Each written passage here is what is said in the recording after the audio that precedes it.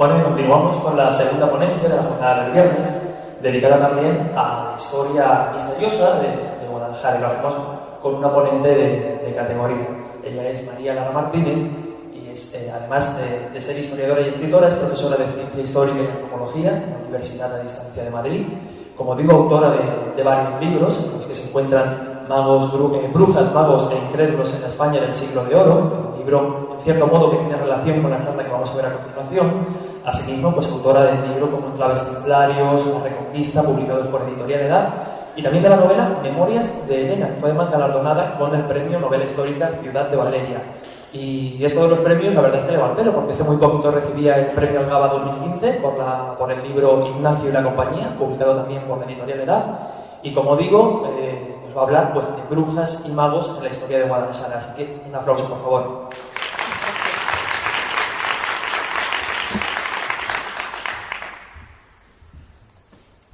Buenas tardes, casi ya buenas noches en este tiempo.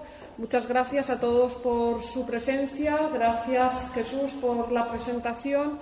Gracias, Miguel Arroyo, Ángel, David y todas las personas que habéis participado en la organización de este primer Congreso Solidario, Guadalajara Misteriosa, que esperemos que tenga también sucesivas ediciones. Gracias a todos los medios que están en estos momentos pues, también cubriendo este evento para páginas, portales o cabeceras especializadas en misterio, y gracias a cada uno de los asistentes por haber hecho un hueco en la tarde del viernes y haberos desplazado hasta este edificio multiusos, que en este caso va a tener una utilización mistérica relacionada con el enigma y con ese hilo que nos separa o que nos une con esa otra realidad.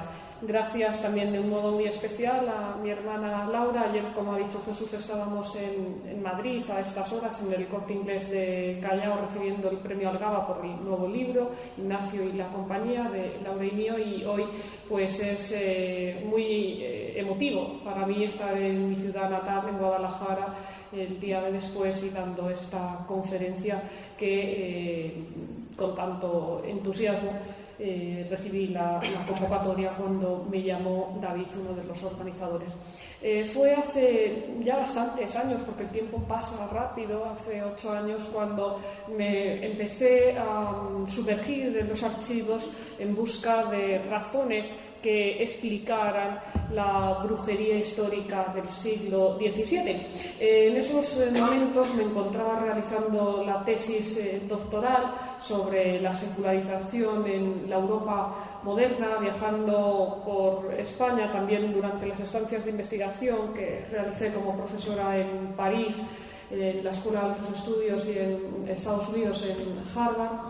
Y consideraba que a la vez que profundizaba para la tesis doctoral en la racionalización del misterio, era necesario saber qué pasó con esos hechizos, qué pasó con esa magia que pareció quedar secularizada en unos siglos y que, sin embargo, perdura hasta el presente. De ahí que, una vez ya superado y defendida la tesis, pues considerara que era vital para mí, porque todos los temas a los que me dedico para escribir los libros, pues al final se convierten en temas, no diré identitarios con las brujas, pero sí temas vivenciales y temas bastante personalistas.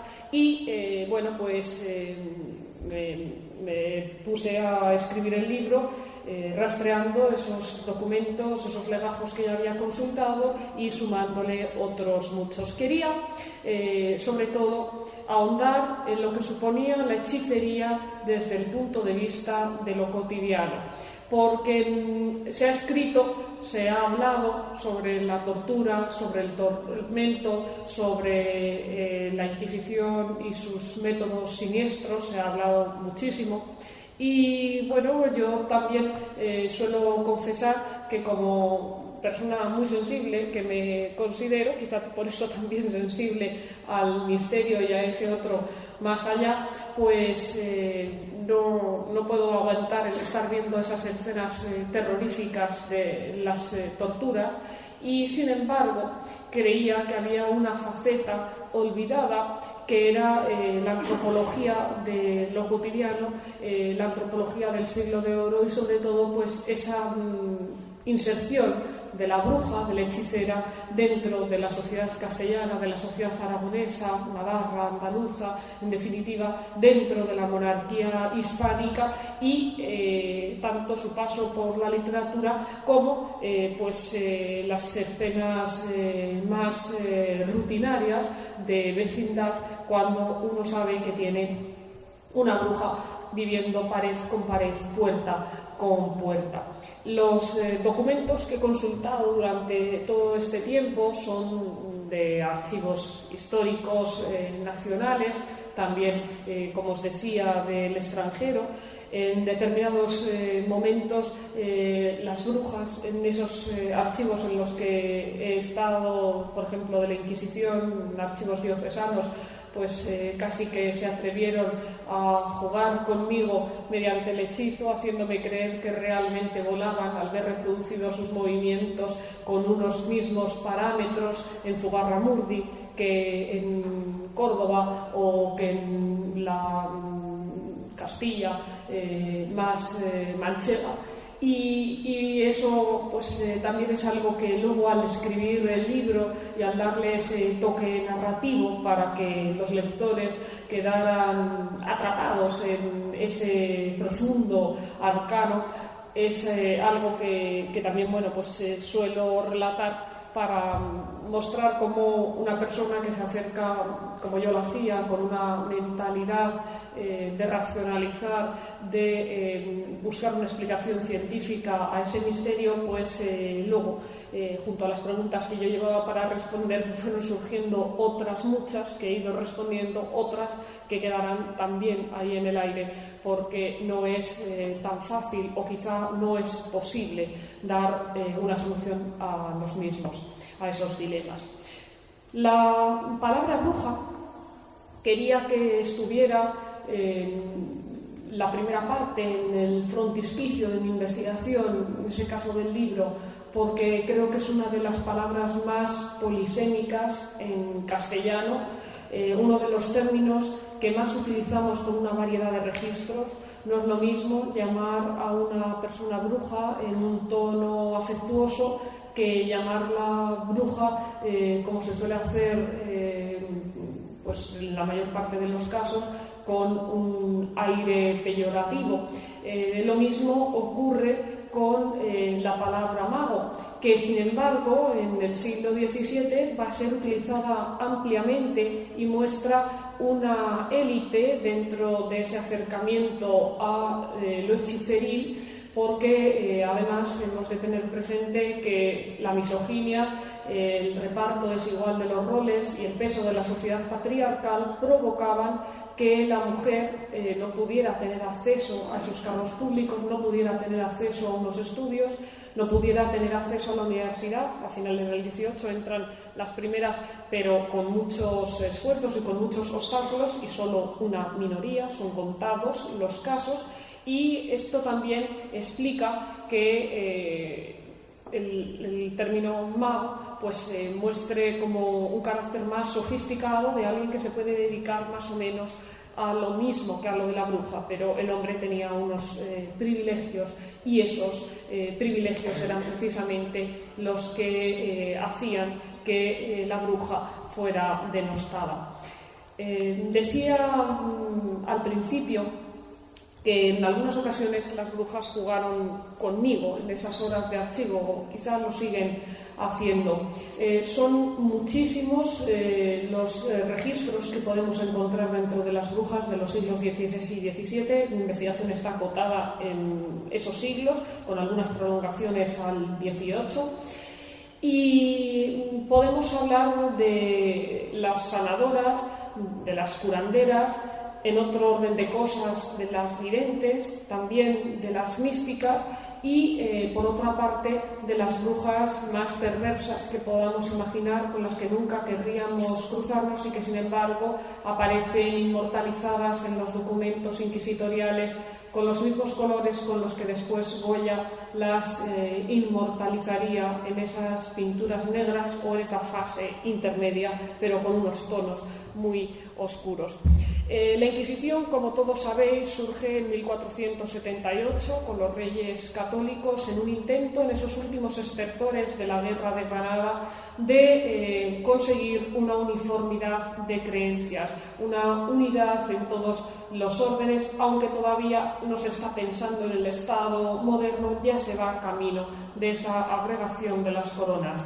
En un primer momento, el Santo Oficio se dedica a la persecución de los judaizantes, de los judeoconversos, pero el tema de las brujas también va a provocar interés desde el primer momento, aunque hasta los años 20 del siglo XVI hay muchos inquisidores en los altos mandos del tribunal que optan por decir que la mayor parte de los casos de hechicería que están siendo puestos sobre los expedientes sobre la mesa de los inquisidores son causas soeces, obscenas, que realmente no tienen mucho que ver con la herejía o con la idolatría y que se debían despachar rápidamente. Eso va a cambiar, sobre todo desde los años 20 del siglo XVI, desde el reinado de Carlos V y especialmente en época de Felipe II, en tanto en cuanto va a haber, como os voy a explicar, singularizando en determinados casos, algunas profecías que ponen en jaque la estabilidad de la corona de los Habsburgo.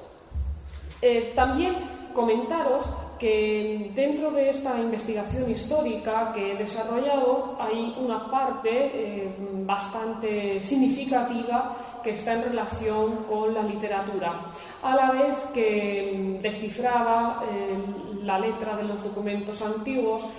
Consideraba que era necesario cotejar si había un reflejo en los clásicos del siglo de oro de ese papel omnipresente de la magia, desde el rey hasta el mendigo. Todos querían que sus hijos llevaran amuletos, talismanes que los protegieran, como vemos en los infantes de los cuadros de Velázquez.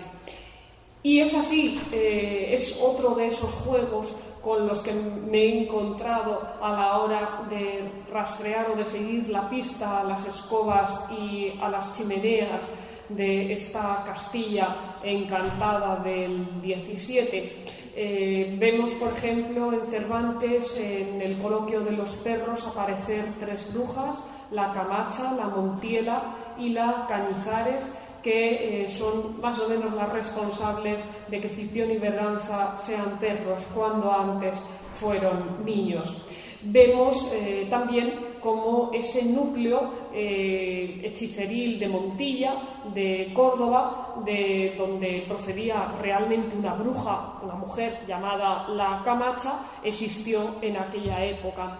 La investigación, el trabajo de campo y jugando con la toponimia me ha permitido también atar otros cabos en relación a la biografía de Cervantes y las brujas, como por ejemplo el que la hechicera llamada la Cañizares, que aparece en esa novela ejemplar, está vinculada con un pueblo de la serranía de Cuenca, donde Cervantes pudo estar porque su yerno tenía en las proximidades de Cañizares, en Cuenca, en la herrería de Santa Cristina, una finca, una casa, y eso pudo hacer que Cervantes pasara por allí. No es una especulación más de cuál es el pueblo del que don Alonso partió y del que Cervantes no quería acordarse con ese recurso literario de la novela manchega.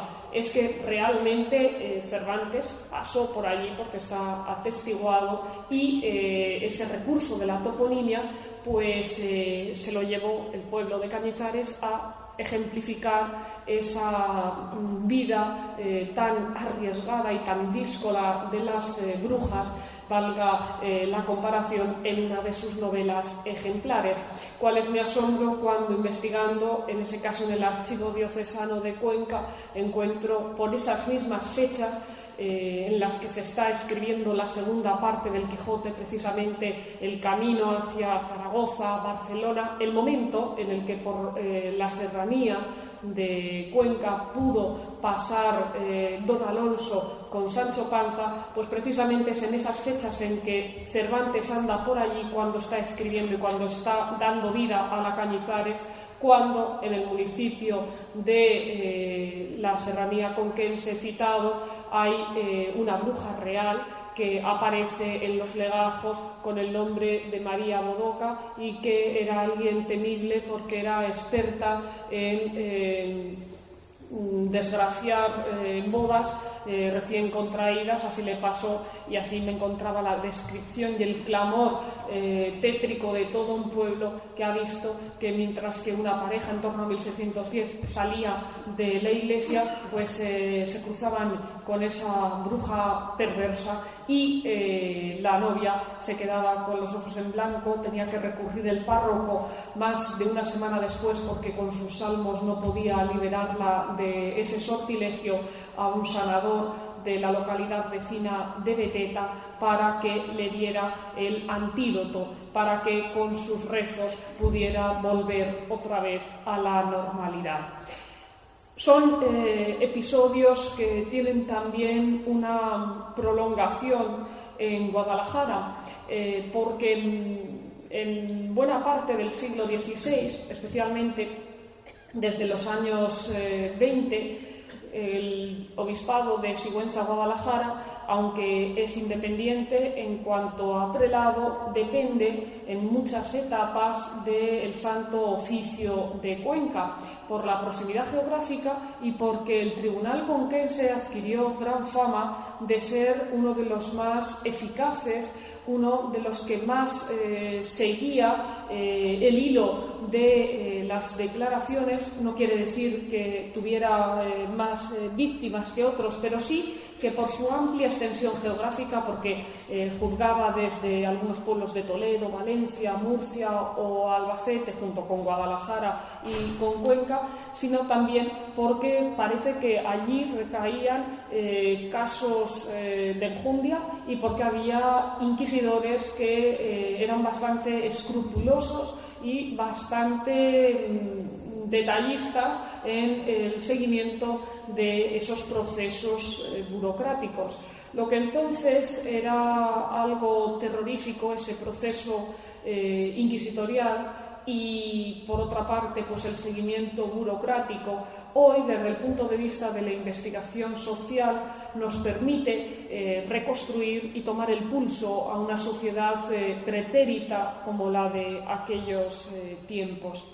Ahora que me encuentro escribiendo el siguiente libro de brujas, en el que además las hechiceras castellanas, las hechiceras españolas, aunque no existiera la nación todavía, pues cruzan el charco y se encuentran no solo con duendes, sino con los cultos prehispánicos, y allí van a entrar en contacto los inquisidores realmente con el mano a mano entre dos mundos, entre la suerte de las habas castellanas y la Buenaventura, y por otra parte el ritual con los animales amazónicos por parte de estas estrigas. También trato de establecer un paralelo etnográfico hacia el presente. Por eso me congratula especialmente que estas conferencias tengan un fin solidario y que el Banco de Alimentos pueda verse enriquecido, entre comillas, con estos humildes donativos que salgan de aquí.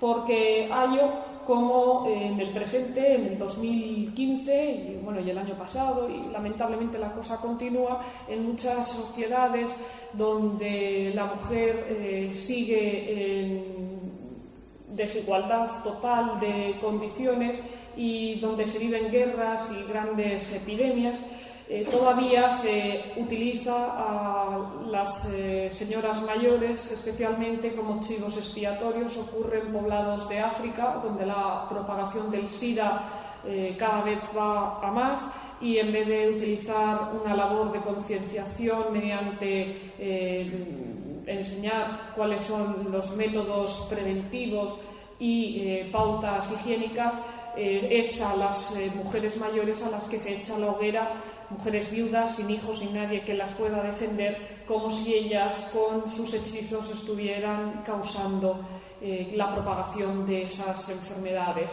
El año pasado, cuando se produjo también la pandemia de ébola, eran muchos niños en África, lo puse en relieve en varios artículos, los que estaban sufriendo esa condición de chivos expiatorios, cuando niños bien discapacitados o superdotados, daba igual, por los dos extremos había un fanatismo y se trataba de echar la culpa incluso a gemelos, a niños que habían nacido de nalgas, en fin, cualquier excusa la tomaban como para explicar que ese niño era un brujo, máxime si morían todos los adultos de su familia y ellos quedaban vivos. Ahí hubo también un papel misional y de determinadas ONGs para sacar a la luz esos casos, pero creo que la labor de concienciación contra la superstición y el fanatismo solucionaría muchos problemas y está todavía sin hacer en sociedades como, por ejemplo, en el centro de África. Cuando leía esos casos me planteaba la comparativa con lo que ocurrió en Zugarramurdi en torno a 1610. Se ha hablado bastante de las brujas de Zugarramurdi. Sin embargo, creo que hay un aspecto que es el decisivo en ese proceso y al que no se le ha dedicado tanta atención. Yo precisamente en el libro en el centro de interés de Zugarramurdi, en el que voy a tratar de dar una explicación de lo que allí sucedió y de la importancia, y por tanto pues es también uno de los temas que trataré esta noche aquí. Un personaje, un inquisidor llamado Alonso de Salazar y Frías, un hombre que fue uno de los 3 firmantes de la condena a muerte de las brujas de Zugarramurdi. ¿Qué había pasado?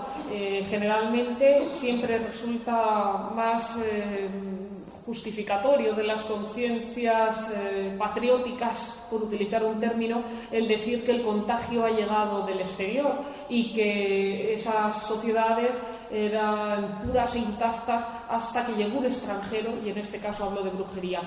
A finales del siglo XVI, varias mujeres del Valle del Baztán se habían ido a trabajar cruzando la frontera pirenaica a Francia.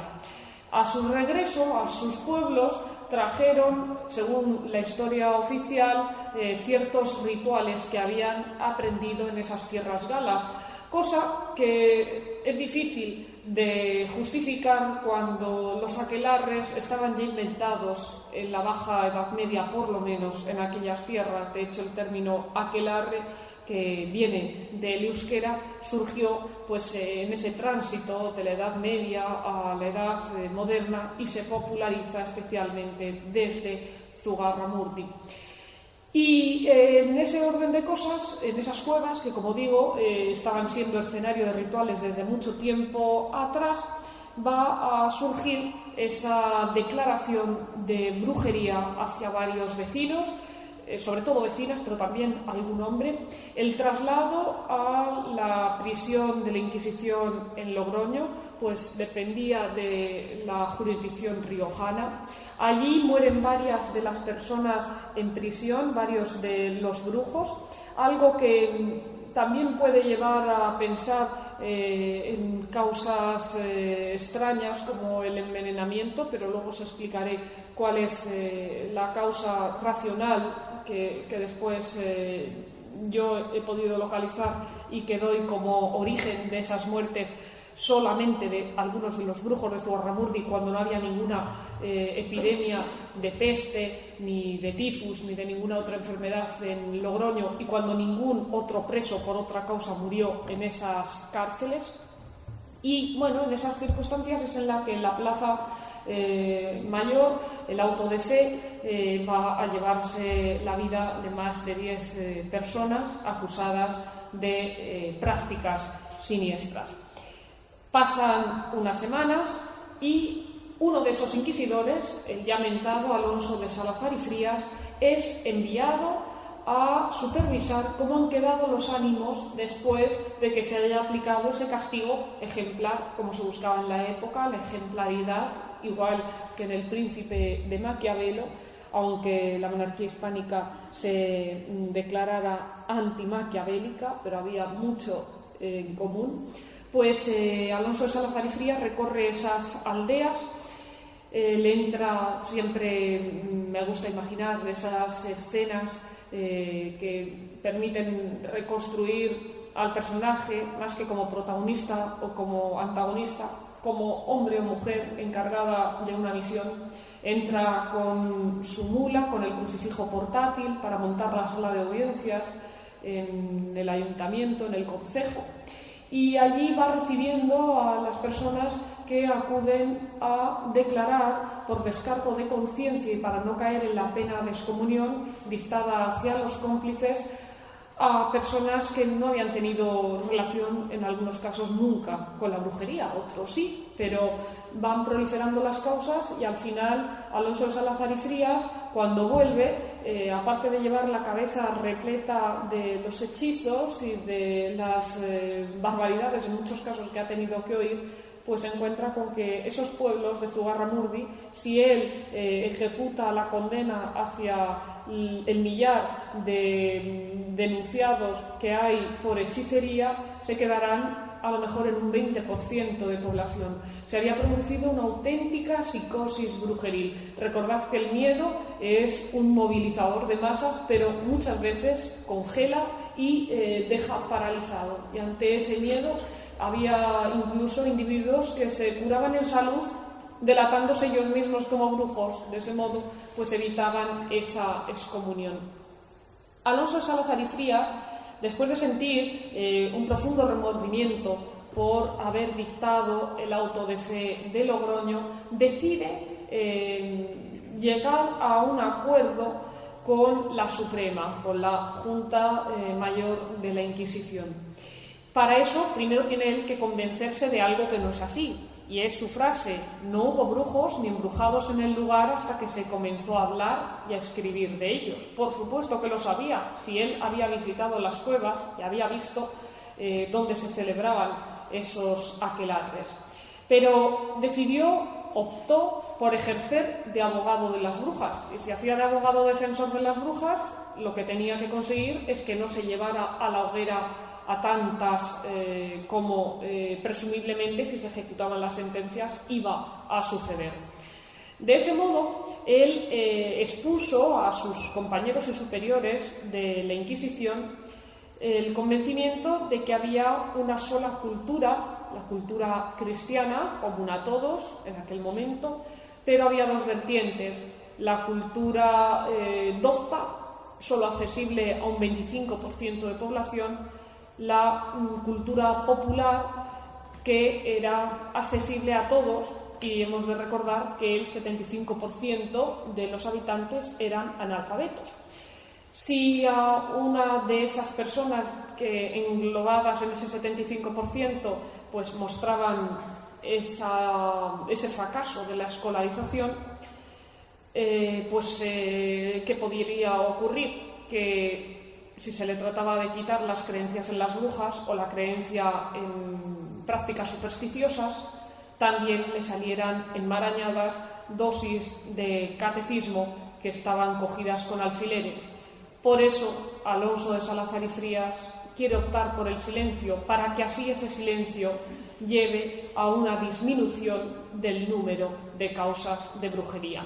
La Suprema va a hacerle caso, primero con muchos obstáculos, pero al final le hará caso. Contribuyen en ese proceso, más o menos desde la época en la que está saliendo a la luz el coloquio de los perros de Cervantes, contribuyen también a ese proceso humanistas como Pedro de Valencia, que escriben sobre las brujas como cuentos de viejas y tratando de quitar hierro a la circunstancia, y de ese modo es como va a empezar a defender el número de personas echadas a la hoguera. Por supuesto que ninguna debería haber sufrido la pena capital. A pesar de los delitos, había o hay otros métodos de reclusión con los que privar de libertad a los delincuentes, porque algunas eran delincuentes y ahora os hablaré de algunas. Pero la Inquisición no respondía en la mayor parte de esas causas con la ley del talión. A veces vemos como hay más personas que van al calabozo o que mueren en prisión que eran auténticos inocentes, seres inofensivos, personas que tenían visiones, sueños astrales, pero que no le hacían daño a nadie. Y sin embargo hay otras que están acusadas de esa magia negra y de provocar la muerte de personas, también de niños, que son desterradas del obispado y son puestas, por tanto, en libertad, aunque sea en otra ciudad o en otra comarca. Pero es una justicia muy desigual y una justicia injusta, porque ninguna persona, yo creo que ninguna persona hay que aplicarle la pena capital, que le apliquen la cadena perpetua, pero en otras coyunturas, como en el siglo XVI o en el siglo XVII, lo de la pena capital estaba a la orden del día, y que se lo aplicaran al mago Torralba, que no le había hecho daño a ninguna persona y que era el mayor astrólogo y astrónomo del Renacimiento español, pues es algo totalmente inexplicable, cuando había otras que estaban cometiendo delitos y que si no hubiera actuado la Inquisición contra ellas en el alejamiento, pues habría tenido que intervenir la justicia civil, porque había pueblos en alarma. Un caso de esta brujería más siniestra, más perversa, lo encontramos en la provincia de Guadalajara, en el pueblo de Pareja. Allí, cuando he estado dando conferencias, es algo que siempre he tratado de enfatizar, la idea de, sobre todo, el sentimiento civilizador y también el buen hacer de esas gentes del siglo XVI, que a pesar de haber podido tomarse la justicia por su mano, demostraron tener unas altas dosis de conciencia cívica, llamando a la justicia para que actuara y no manchándose ellos las manos con sangre. En el pueblo de Pareja, en la zona donde están los pantanos de Sacedón, Entrepeñas, Buendía, vivían varios núcleos, varias familias de mujeres que en sucesivas etapas, en torno a 1525, luego en torno a 1555, van a ejercer auténticos trasiegos y de un pueblo a otro, y esas reuniones nocturnas en las cuales ellas, porque eran todas en este caso mujeres, se esparcían por el cuerpo una sustancia, un ungüento, como se habla en el vademecum de las brujas, y a partir de ese momento realizaban auténticos viajes que generalmente tenían como campo de aterrizaje de las escobas un pueblo de Soria llamado Barahona. En otras comarcas vemos reproducida la misma maquinaria, lo único que el campo de aviación está situado en otros parajes, por ejemplo en Burgos, o también en el caso de Cataluña, en torno al Brull. Estas brujas de Pareja estaban acusadas por la mayor parte del pueblo de hacer allanamientos de morada, de andar por los tejados de noche con la intención de entrar a las casas. No es un invento de Hollywood, lo de las chimeneas. También en Cuenca, en el siglo XVI, hay varios avistamientos de mujeres andando por los tejados para entrar por las chimeneas. Todas ellas eran con fines perniciosos: robar o asaltar las cunas de los niños, porque todas tenían una obsesión macabra y era, no entrar en detalles, el líquido encefálico de las criaturas para fabricar sus mejunjes y sus pócimas letales. Bueno, en pareja hubo varios matrimonios que las sorprendieron infraganti cuando estaban entrando en la habitación, porque ya utilizaban ellas esa sustancia que luego se ha ido usando lamentablemente en timos hasta el siglo XX. Una sustancia que provoca sueño en el interlocutor, que en América se llama burundanga, en fin, que tiene varios nombres, y que ellas pues tenían alguna variante similar que debía crecer por Castilla. Y con ese sueño que provocaban, decían, echamos sueño al interlocutor, pues trataban de campar a sus anchas por la casa. Ya digo que sobre todo lo más peligroso eran los niños. También a las mujeres embarazadas les trataban de hacer chantaje de que si no les daban dinero, pues ya podéis imaginar lo que podían intentar amenazar con una mujer encinta.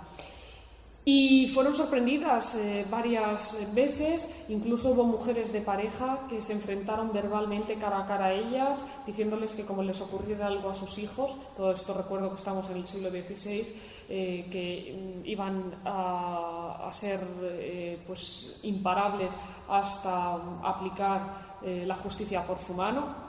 El caso es que se van repitiendo entre las morillas y sus hijas distintas oleadas a lo largo de esa centuria y finalmente el pueblo, hastiado y atemorizado, decide llamar a los inquisidores. Se daba la circunstancia de que Pareja era un pueblo que tenía bastante relación con el obispado de Cuenca, porque allí tenía una especie de residencia veraniega desde Alfonso VIII, el obispo conquense, y a voz de pregonero las llevaron a Cuenca, las pasearon en un asno, desnudas hasta la cintura, con el cuerpo embadurnado en una sustancia pegajosa para que les fueran lanzando berzas y todo tipo de objetos, y para sentenciarlas como brujas. Posteriormente las desterraron a perpetuidad del obispado de Cuenca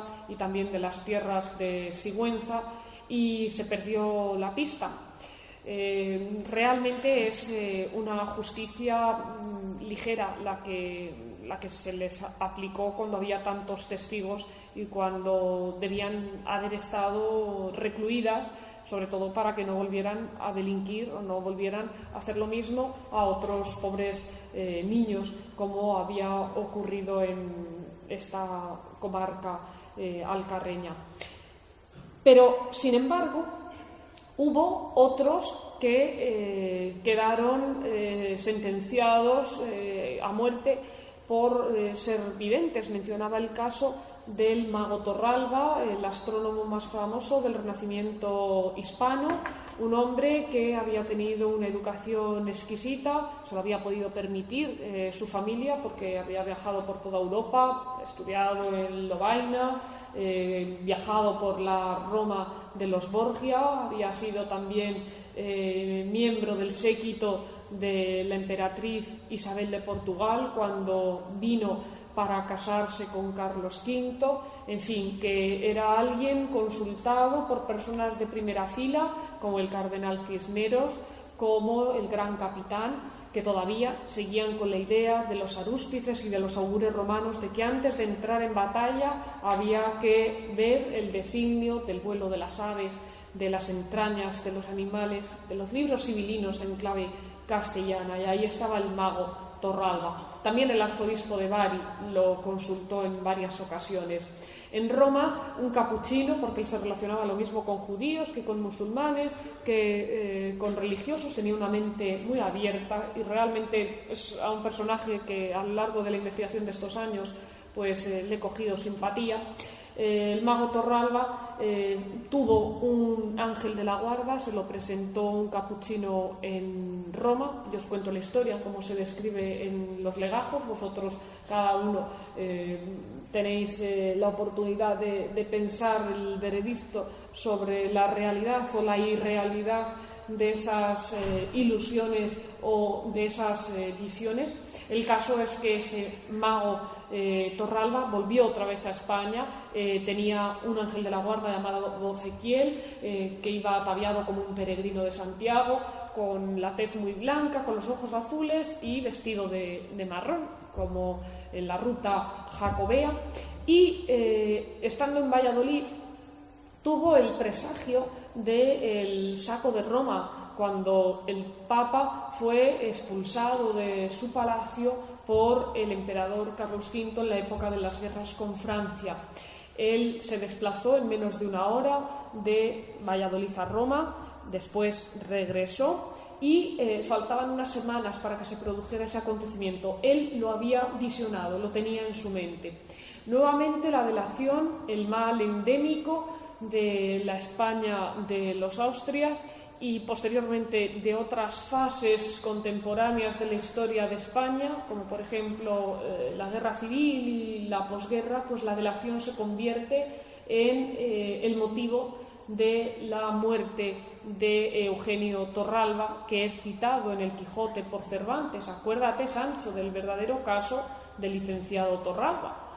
Bueno, pues él, estando en Valladolid, vuelve a encontrarse con unos antiguos compañeros, le dicen que en el sótano de la pensión hay un tesoro. Él, en un afán locual de ganar la amistad nuevamente de esas personas, les confiesa que tiene un ángel de la guarda. Bueno, le dicen que intenten adivinar si está el tesoro del tiempo de los moros, como se decía, y ellos no ven, ni Eugenio Torralba ni Ezequiel, ven que allí haya depositado ningún arcón con monedas. Se lo hacen saber, y ¿qué piensan esos malos amigos? Pues que se lo quieren quedar Eugenio Torralba y Ezequiel. Y así lo denuncian ante la Inquisición, y cuando a una persona la denunciaban ante el Santo Oficio, lo mandaban a su ciudad natal, si era posible, para que tiraran de genealogía y vieran los antecedentes, si tenía antepasados judíos, moros, o que hubieran sido también objeto de estudio y de represión por parte inquisitorial. El actual Archivo Histórico Provincial de Cuenca, cerca del castillo, antes prisión inquisitorial, es donde fallece después de haber soportado muchos suplicios y de haber expresado lo que era un astrónomo y astrólogo, un mago que tenía esas visiones y que, como digo, nunca había hecho mal a ninguna persona. También destacar, acercándonos otra vez a Zugarramurdi, por qué murieron esas personas en prisión. Os he hablado antes de una sustancia con la que las brujas perversas echaban sueño, pero ¿cuál era el motivo de ese viaje? Pues generalmente la belladona, que cuando se la ponían por el cuerpo en una especie de loción, se pasaban de la dosis, al entrar en el torrente sanguíneo, pues realmente volaban y tenían imágenes más que surrealistas, aunque no se hubiera inventado el movimiento en su mente. Hay que tener en cuenta el tema de las dosis, que en una etapa en la que las mujeres no podían ser médicas, había muchas que ejercían como tales, como sanadoras y curanderas, y eran toda una institución. Generalmente la Inquisición nunca actuó contra esos médicos populares, esos curanderos o sanadoras, pero sí entró a muerte con el tema de la disidencia ideológica que podía rayar en desviación política. ¿Y por qué murieron en Zugarramurdi, en los calabozos, solo algunos de los brujos y no los otros convictos por otras causas? Bueno, pues porque muchos de ellos estaban ya tan aficionados a los aquelarres que padecían una intoxicación por drogas de abuso, y eso les provocaba pues un síndrome de abstinencia tremendo que les pudo ocasionar fallecimiento cuando no había ninguna epidemia ni otra causa externa que lo justificara. Acercándonos otra vez a Guadalajara, también me gustaría hablar de otro episodio que ocurrió en relación con la ciudad donde estamos, y es el de Alonso de Mendoza. Este hombre era segundón de los condes de Coruña, era canónigo de la Catedral de Toledo, también magistral, profesor de la Universidad de Alcalá, y aquí en Guadalajara su casa todavía se puede contemplar por fuera, yendo por la calle Mayor, muy cerca de la iglesia de San Nicolás, en un restaurante. Pues allí estaba su casa, cerca de la delegación de la Junta de Comunidades de Castilla-La Mancha. Este hombre, podéis pensar, ¿y cómo se mete en asuntos de magia? ¿O era inquisidor? No, pues no era inquisidor, era aficionado, gran aficionado a las artes esotéricas.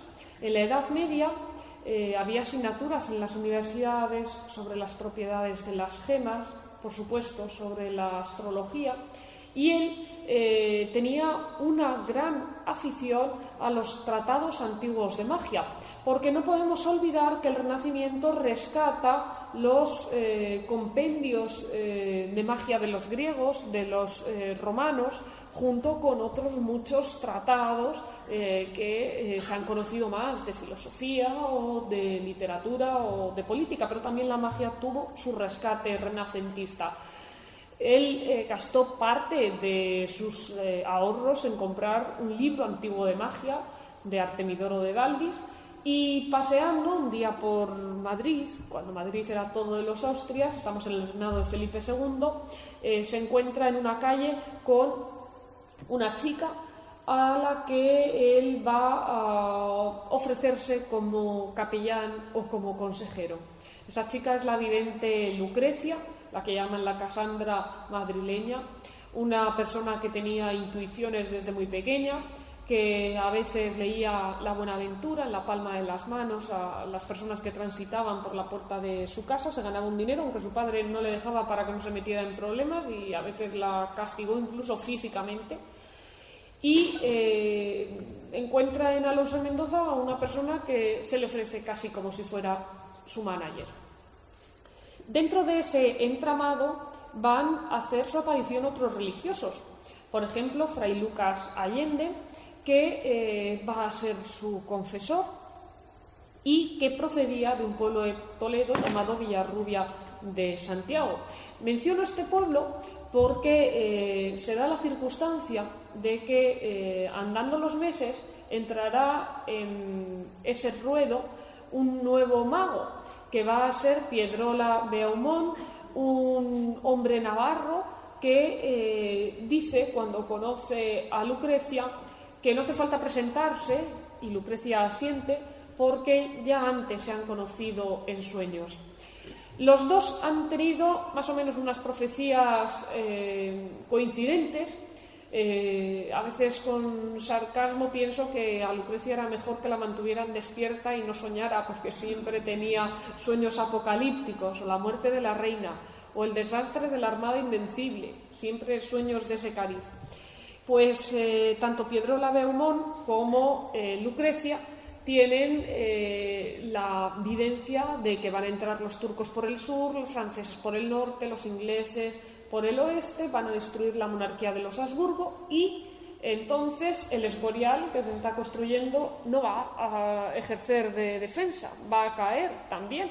Bueno, pues en el proyecto está también Juan de Herrera, que le gustaba bastante la magia, como atestigua su biblioteca, y que ellos van a enrolar para que realice un nuevo Escorial que estará situado sobre unas fincas del hermano de Fray Lucas Allende en el pueblo de Villarrubia de Santiago, y allí pues Juan de Herrera, que ya tiene la práctica en levantar el Escorial, que haga otras trazas para ese otro edificio que se va a convertir como en una nueva Covadonga, porque allí se va a congregar el núcleo, el grupo de supervivientes, que va a estar encabezado por el que va a ser el nuevo rey, que, como todos adivinaréis, pues tendría que ser alguien de ese séquito de Lucrecia. Sería Piedrola Beaumont, porque se decía también descendiente de una estirpe nobiliaria antigua y navarra. Cuando Felipe II se entera de todos estos sucesos, monta en cólera. Alonso de Mendoza, el guadalajareño, tenía un hermano que era diplomático, embajador de Felipe II, y bueno, siempre existía ese pique entre el primogénito y el segundón. También cuando él embaucó a Lucrecia, quería estar informado de primera mano de las cuestiones políticas, porque no era un eclesiástico pacífico. Él lo que quería era pues estar ahí en la intriga y estar ahí en la arena y en la palestra. Y de ese modo Felipe II, cuando se entera de la conspiración, manda recluir a todas esas personas en sitios diferentes. Todos mueren en prisión, incluso Alonso de Mendoza, y eso que era hijo de nobles, salvo Lucrecia de León, que cuando está recluida se dan cuenta de que está embarazada y la trasladan al Hospital de San Juan Bautista de Toledo. Allí es donde iba a tener al hijo o a la hija, no se sabía el padre quién era, pero ella se escapa, y al final ocurre históricamente lo que en esa otra leyenda de la mulata de Córdoba sucedió cuando ella, la mulata, pintó en la pared de la cárcel un barco. Animó al vigilante a mirar ese bajel y le dijo que qué faltaba. Dice, pues que ande. Dice, pues mira, y se marchó. Eso es la leyenda, pero es que en la historia Lucrecia desaparece, ella y el vástago que iba a tener. No sabemos cuál fue su paradero posterior después de ese hospital de beneficencia. Uno de los aspectos que quería desarrollar con el libro era el tema de las cifras de las hogueras. Realmente la leyenda negra contra Felipe II pesó mucho. Eso hizo que se produjera una exageración en el peso de la caza de brujas en la península ibérica. Vuelvo a decir que nunca se debía haber producido, pero es que frente a cifras de 300 hogueras en nuestro país hay otras que elevan a millares en Centro Europa, en tierras germanas y sobre todo entre los calvinistas, como por ejemplo pues la muerte del científico más notable de la historia de España, Miguel Servet, lanzado a la hoguera, no solo su cuerpo sino todos sus libros por los calvinistas. Hubo hogueras hasta finales de la Edad Moderna, hasta el siglo XVIII. Una de las últimas víctimas fue una mujer que ahora estoy investigando también para el próximo libro, que era sevillana, ciega casi de nacimiento, que era religiosa. Y ahí dejo el tono serio. Por supuesto que trato de mantener el rigor en todas las páginas, pero también de haceros ameno el texto.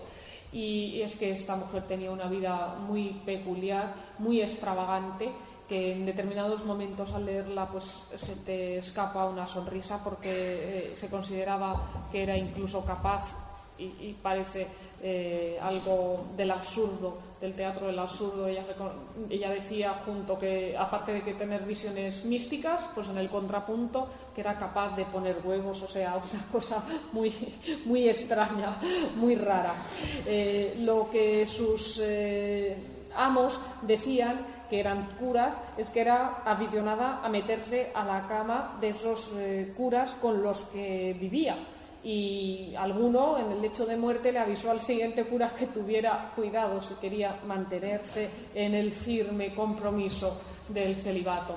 Al final muere en la hoguera, en Triana, en el castillo de San Jorge está como prisionera, la trasladan al convento de San Pablo, cruzando el Guadalquivir, y da otro de esos toques de histrionismo cuando dentro de la jaula donde la tenían es una escena pues triste, a pesar de que ella tuviera ese carácter. Por supuesto que no le debía tampoco haber ocurrido eso, pero pide a los inquisidores fumarse un puro.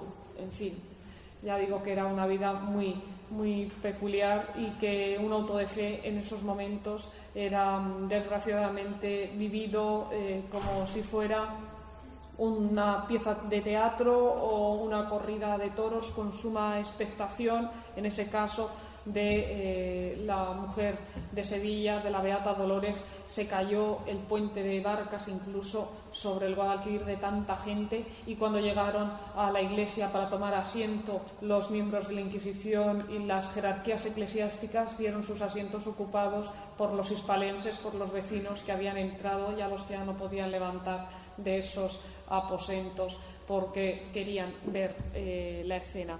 Son circunstancias que afortunadamente hoy han cambiado y existen unos derechos humanos, aunque también es triste ver cómo Occidente se ve hoy zarandeado por los atentados terroristas y por tantas escenas y castigos que ya parecían de tiempos pretéritos y que hoy los tengamos desgraciadamente que ver como amenazas y como objetos de pánico. Para terminar, voy a contaros una historia también castellano-manchega de brujas. En este caso nos desplazamos hacia la Manchuela, hacia un pueblo llamado Sisante. Es una escena más distendida porque no hubo víctimas y porque, en fin, estoy segura de que todos esbozaréis una sonrisa cuando veáis el desenlace. Una chica de ese municipio de Sisante, en Cuenca, contrae matrimonio con otro del pueblo vecino y al día siguiente el marido, junto con su padre, le piden la herencia en vida a la familia de la mujer. Lo que no sabía ese yerno es que se había casado con una mujer que tenía una madre bruja, o sea que su suegra era bruja. Y en estas circunstancias es en la que la bruja se va a enfadar muchísimo y decide empezar una guerra silenciosa por el estómago, preparándole empanada de cuernos, sapos con alfileres y unos auténticos venenos en la gastronomía. Se produce, por tanto, pues una constatación, y es que Fernán, el contrayente, tiene un estómago a prueba de bomba porque no sufre ningún padecimiento a causa de esas intentonas de la suegra. Tanto es así que, muy enfadada la suegra, un día trata de tirarlo por un puente y lo tira, porque lo vieron los testigos. Pues tampoco le pasó nada a Fernán, y la suegra es llamada en esa coyuntura por la Inquisición para que explique por qué tiene esa manía a su yerno. Lo explica y muestra también su desconsuelo porque su marido, que lleva más de 30 años viviendo con ella, se ha enterado de que ella es bruja. Es lo que más le pesa. Al final el inquisidor decide aplicar la sentencia, y es que todos vivan en la misma casa. Fijaos si no es condena en una época sin divorcios, eso de tener que vivir en la misma casa, cuando a buen seguro que el yerno quería el destierro a varios pueblos más allá. También, ya como colofón, como sabéis muchos de vosotros, además de escribir ensayo y novela, también me dedico a la poesía, y en Mi libro Poemaría, que el año pasado tuvo lugar la presentación en esta misma ciudad, en el acto institucional contra la violencia de género en el Palacio de la Diputación, incluyo una poesía que es dedicada a la hechicera, tratando de mostrar pues, ese lado más positivo, más simpático de la bruja. Por supuesto que con las brujas perversas nunca querría encontrarme, pero hay otras, las místicas, las visionarias, las curanderas y estas mujeres celestinescas que trataban lo mismo de remediar virginidades perdidas por las mozuelas, que de aclarar el pelo o de conseguir pupilas dilatadas, porque en aquella época eso se consideraba como un síntoma de belleza, pues no podemos dejar de mirarlas con cierta simpatía, sobre todo cuando ellas se creían que eran, como la de esta poesía, unas divas. La hechicera. Hasta las brujas se cansan del amor brujo. Al escondite inglés, 1, 2, 3, sin mover las manos, tampoco los pies. Sal bruja de tu guarida, que el príncipe se demora y el sapo verde no quiere ser transmutado en alma. ¿Qué haremos con los varones? Quizá parezca gracioso que rana a veces resulten. Pon a cocer la poción de mejorana caldeada. Busca la hierba ironista y peina tu melena calva con cepillo de marañas. Saca del armario pronto aquella tela naranja. Cálzate el corsé pastel y anúdate alta la capa. Fuiste diva y ahora cana, has de afilar las escobas. Con entusiasmo en el aire que te llevará la alcarria, quitarás del viejo rostro cientos de arrugas plisadas. ¡Ay, bruja de madrugada! No fuiste nunca tan chata, ni nunca serás tan mala. Mala rama que ingeriste trastornó tu mente arcaica. Luego, al caer la aurora, cuando regresas a casa, cadavérica emoción no rompe ya tus entrañas, pues del Bornova Hungría plumas angélicas hallas. Un ojo cian que te guiñan, sensual dentadura mascas, y por rozar a Cupido, trocas rencorosas faltas en bondadosos mejunjes envueltos de magia blanca. Gracias.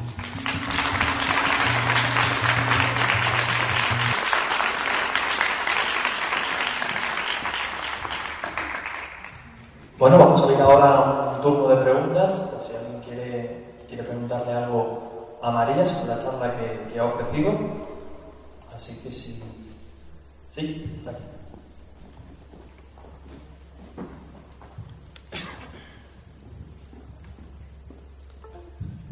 Hola. Una pregunta. ¿Se va a acusar alguna vez a alguna bruja del embrujo de Carlos II? Precisamente, la última diapositiva, no sé si se ha visto, pero ahí va mi Facebook, María Lara Martínez, y la fanpage del libro de brujas, Brujas, Magos e Incrédulos en la España del Siglo de Oro, donde voy poniendo además todas las intervenciones en medios y artículos y actos.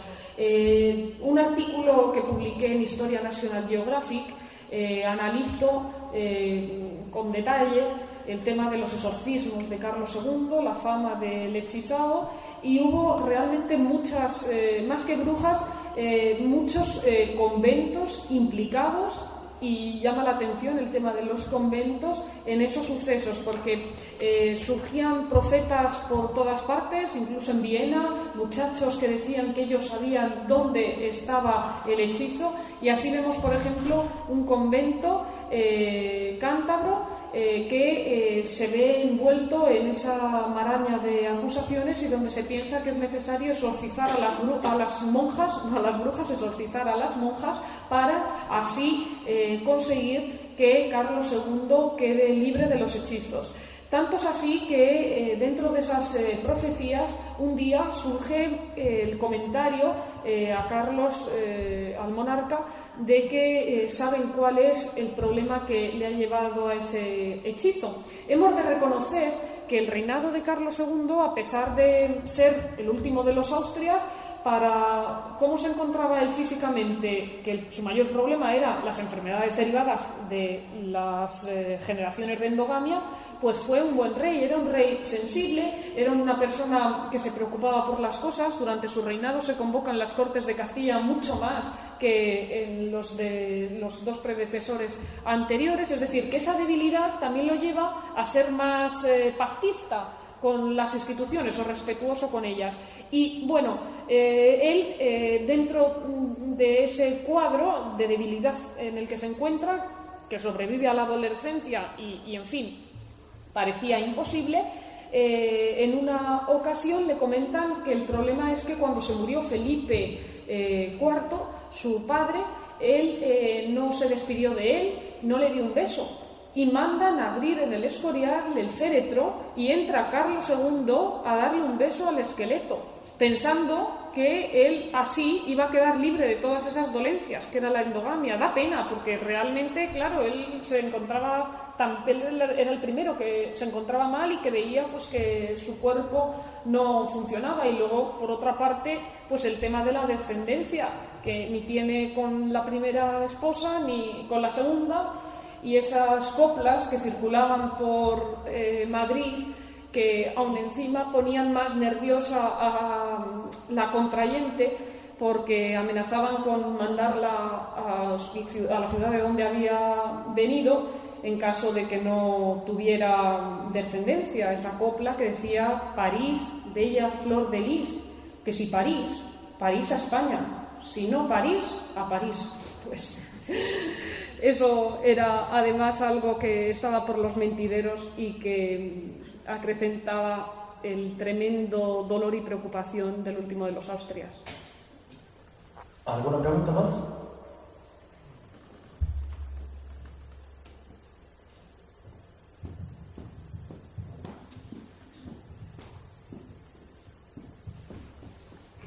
Sí, hola. Quería preguntarle una cosa. Antes has mencionado que las brujas, digamos que eran como los pares de la sociedad y que lo obligaban más o menos a cobrar el San Benito. Pero no puede haber otra parte de esas de las brujas que se transmiten la sabiduría de unas a otras de una forma oral o así una especie de saga familiar, digamos, entre comillas. O todas eran provenientes del San Benito y de la reclusión social que sufrían. Sí, es que, gracias por la pregunta. Dentro del concepto de brujas no tenía nada que ver una con otra.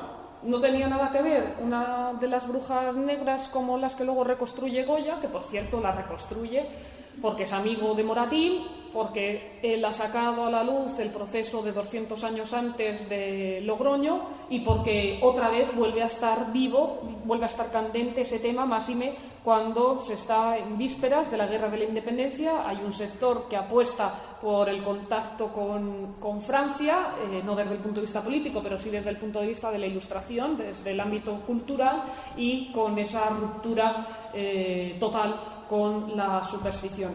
Bueno, las sanadoras, las curanderas, transmitían de abuelas a nietas, de madres a hijas, el contacto con el herbario, con las plantas y con la posibilidad de curar a las personas. Eran una medicina que nos aprendían en las universidades, pero que era efectiva. Y contra ellas no actuó la Inquisición. Sin embargo, las otras, las que montan una pandilla y se van a realizar el aquelarre, pues eran desestabilizadoras del orden social, en el sentido de que además de sus ensoñaciones terroríficas, pues luego interactuaban con el pueblo en el sentido negativo, de que trataban de amedrentarlos o de sacar partido de ese temor. Entonces, bueno, pues contra las primeras no actuaba la Inquisición, aunque algunas, también dentro de las curanderas, había de todo. Había personas que realmente tenían un don, como puede haber en el presente.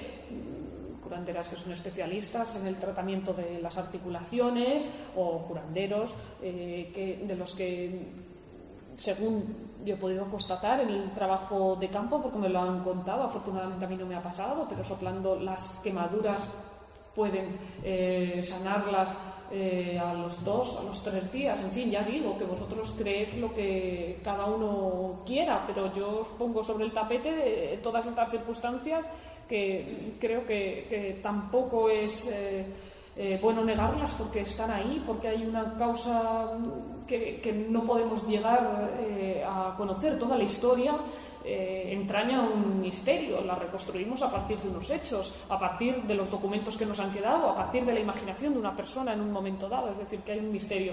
De hecho, a Santa Teresa en una ocasión la llevaron a una de estas curanderas en Becedas, y fueron a la curandera como en los años 80, que proliferaba mucho el tema de ir a los sanadores, y al médico se puede ir solo, pero a la curandera se va en familia.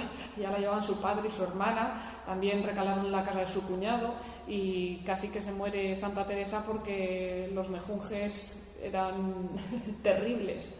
Pero ya digo que había otras muchas que perduraban y que eran auténticas instituciones en su pueblo, como podía ser el maestro, porque realmente sanaban vidas. Hola María, buenas tardes. Hola. Enhorabuena por esta charla, esta conferencia. Muchas gracias. Tan agradable. Has hecho como una breve reflexión del mundo de la brujería en toda la península en el siglo XVI, XVII, y a mí me ha quedado una duda, y es que ¿qué diferencia hay entre las brujas en el norte, en la zona norte, ¿no?, y las brujas más en el centro, ¿no?, en Guadalajara, incluso en la zona sur, ¿no? ¿Tienen todas las mismas características, que supongo que serán propias de todas ellas, o hay tópicos o típicos que las diferencian a unas ya vivan arriba o vivan abajo de lo que era la península? Porque como te has comentado, todavía no éramos una nación. Gracias. Nada. Hay mezcla en todas las comarcas.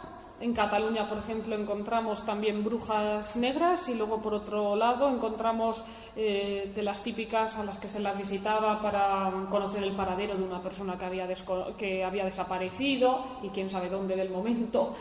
También para tratar de sanar a otra persona, o de conseguir que volviera la mujer. Es el caso de la bigamia, que es otro fenómeno que estoy estudiando, la bigamia en Castilla en los siglos XVI y XVII. En muchos casos era el marido el que se iba a comprar tabaco y no volvía, en otros casos era la mujer, y había que recurrir antes a la vidente que al inquisidor, porque algunos estaban casados con otro nombre.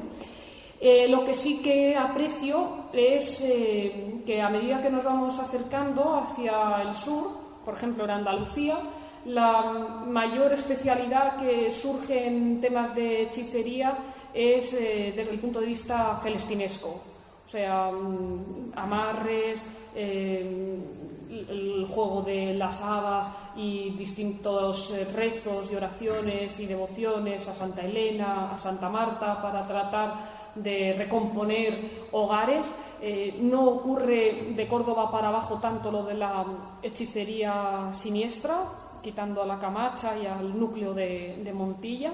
Y otra peculiaridad que se podría hablar es la de Galicia, que aunque es la terra da meigas, sin embargo, la Inquisición se estableció allí muy tardíamente, hasta finales del siglo XVI, prácticamente que no la vemos actuar, y cómo se va a desarrollar menos ese concepto de la bruja vestida de negro, la bruja fea, como luego se estereotipa también para ser el chivo expiatorio, ya con toda la caracterización, con independencia de su temperamento bueno o malo moral, y más eso que nos ha quedado hasta el presente de las meigas como casi hadas que tratan de interactuar con la naturaleza. Pero también otra constatación, que es que en Navarra las brujas de Zugarramurdi se parecen mucho a algunas que están circulando por Castilla, por Cuenca, por Toledo, por Guadalajara. O sea que hay, digamos, muchas variedades regionales con algunas conclusiones, algunas abstracciones que sí que pueden permitir ver más una nacionalidad de brujas. En Valencia, por ejemplo, además desde el siglo XIII está también muy asentada la idea de la adivinación, la idea también del tratar de forzar al destino a través de determinados hechizos, sobre todo en temas sentimentales. Y luego también en Aragón localizo bastantes curas que están metidos también en temas de hechicería, sobre todo en Zaragoza, en la zona del barrio del Gancho, de la iglesia de San Pablo. Hay bastantes predicadores que están metidos casi en juegos laberínticos de magia. Hola María, ¿qué tal? Hola. Bueno, felicidades por la presentación, me ha encantado. Y al hilo de lo que estabas comentando, junto a un compañero que estaba dando una conferencia precisamente el domingo, Miquel Navarro, estábamos recopilando sobre el terreno casos que en principio nada tenían que ver con la brujería. Estábamos concretamente en Las Urdes, en el pueblo de La Guerrilla, y nos encontramos con que un señor nos empezó a narrar cómo, siendo él pequeño, o sea, siendo él a lo mejor teniendo unos muy poquitos años, pues su madre, los padres durmiendo con él, lo que era la habitación de los padres, se encontraban de repente con que había una luz que entraba por la ventana. Entonces, acto seguido, la madre reaccionaba y tenía muy claro que aquello era una bruja. Con lo cual, bueno, en vez de asustarse o empezar a realizar algún tipo de responso o algo parecido, cogió zapatilla en ristre, empezaba a pegarle zapatillazos, tas a la luz aquella, y aquella luz se partía en varias lucecitas y desaparecía. Y por lo visto, al día siguiente, las personas de las que se sospechaba eran brujas en el pueblo, que eso es muy habitual, casualmente, según contaba siempre la madre de este señor, que son años después, ¿no? Porque yo tenía más conciencia, pues aparecían esas señoras que creían que eran brujas con moratones en el cuerpo. Y ellos automáticamente decían, mira, esta fue la que entró anoche por mi ventana, ¿no? Hay casos realmente fascinantes en esa línea, y no sé si en tu caso has recogido alguna cosa parecida o alguna narración parecida. E insisto, contemporánea, hablamos de hace a lo mejor 80 años, no tenemos que irnos siglos atrás. Muchas gracias por la pregunta. Pues sí, en el libro de Brujas no cuento ese episodio porque forma parte, como digo, de la investigación posterior que estoy desarrollando para el siguiente volumen, pero es relacionado con Zugarramurdi, donde dentro del amplio espectro de brujas, brujas de los aquelarres, brujas negras, veo cómo algunas eran especialistas, o por lo menos eso decían al inquisidor así en su cara, que ellas eran capaces de convertirse en animales, por ejemplo en cuervos o en gatos. Y algunos vecinos del pueblo constataban eso mismo que estás diciendo de Las Urdes, pero en el norte, que habían pisado o que le habían dado una patada al gato o le habían dado un golpe al cuervo, y al día siguiente la persona iba pues medio lisiada. Ahora, para el Día de Todos los Santos y Difuntos, también publiqué en prensa un artículo sobre tradiciones de esos días, tradiciones desde el punto de vista de la etnografía, del Halloween castellano, mucho antes ya inventado, y ponía en relación ese episodio de Zugarramurdi con otro también de Zugarramurdi y con otro que ocurrió a lo mejor pues hace unos 70 años y en dos latitudes diferentes. Era que en una ocasión en Zugarramurdi, estamos a principios del siglo XVII, parece ser que en ese día de Todos los Santos salen varias brujas al campo, al bosque, claro, a la naturaleza que rodea a la aldea, y se encuentran con unos cazadores. Ellas iban supuestamente convertidas en liebres, y les dieron golpes los cazadores. Y una de ellas, luego después, ya digo que esto es como ciencia ficción, pero que esto nos lo contaba el inquisidor, y luego después, a la mañana siguiente, una de ellas se quejaba y decía: es que menudos golpes que me dieron los cazadores, y las otras le decían: la culpa la tienes tú, no el cazador, por haberte acercado tanto, te tenías que haber escondido como nosotras. Y eso lo ponía en relación con, a principios del siglo XX, una historia que me contaba mi abuela, que ocurría en una comarca de Cuenca, que a ella se lo habían contado también sus antepasados, y que era que en el Día de Todos los Santos era mejor en esa noche no salir de casa o buscar la pasividad, la inactividad, y especialmente en el Día de Todos los Difuntos, el día 2 de noviembre, porque ese día andaban las ánimas sueltas y no se sabía lo que podía ocurrir. Y precisamente en la Alcarria conquense, a partir de un pueblo llamado Torralba, constataba esa tradición de que no era buen día para que los cazadores salieran a captar animales, conejos, liebres, en fin, lo que es la caza, porque se había dado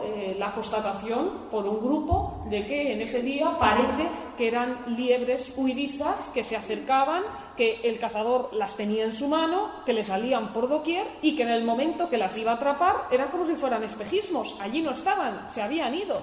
Esa historia me la contó antes mi abuela de que yo encontrara el episodio en Zugarramurdi, y las puse en conexión, y ya digo, dejo ahí también la pregunta en el aire para que cada uno saque sus conclusiones. Ahora aquí hay mucha luz y ahora no da miedo, pero luego por la noche a oscuras esas historias vuelven otra vez a la cabeza, y a veces uno, si la piensa la historia dos veces, hasta da un poco miedo. A mí ya no, porque confieso que también que yo antes era una persona que me atemorizaba bastante con el tema de las brujas, y lo de estar escribiendo el libro ya durante la investigación y luego ahora el siguiente libro ha sido para mí mano de santo. Ya no me da miedo estar sola por la noche después de haber hablado de estas historias, pero antes me daba mucho miedo.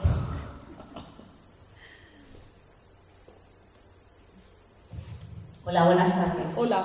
Enhorabuena por la conferencia que has dado. Gracias. Y mi pregunta es, durante el periodo que existió la Inquisición, en lo que es la nobleza europea, ¿hubo algún caso de brujería o algún caso en el que se llegara a acusar, aunque no llegara luego al juicio en sí, de personajes de la nobleza? Pues el de Alonso de Mendoza, este era un segundón de la nobleza. Y bueno, a nivel europeo hay personas a las que les gustaba mucho la alquimia, la astrología, el rey Rodolfo en tierras de Praga, pero realmente acusados como tales no. Además ellos podían, si eran reyes o eran príncipes o personas que tuvieran poder, aunque la Inquisición prohibiera los libros mágicos, ellos podían hacer lo que quisieran. Sí que hay algún aristócrata o algún noble que me he encontrado, por ejemplo en Barcelona, que cedía su castillo en tierras catalanas para que las brujas celebraran sus aquelarres, porque sabía que si no se lo dejaba, al día siguiente o a las semanas siguientes las cosechas podían ver mermadas. No porque ellas fueran a pisotear los campos, sino por sus poderes intuitivos. Entonces, en la noche que ellas le pedían el castillo, él se trasladaba con su familia y dejaba a esas mujeres el campo libre y que le utilizaran la casa. Eso en el 17 también. No sé si hay alguna pregunta más. No. Pues si no hay ninguna pregunta, sin más, agradecer, como no, la presencia de María esta tarde. Recordar también que Laura nos acompañará mañana en la mesa redonda y pedir un fuerte aplauso. Muchas gracias.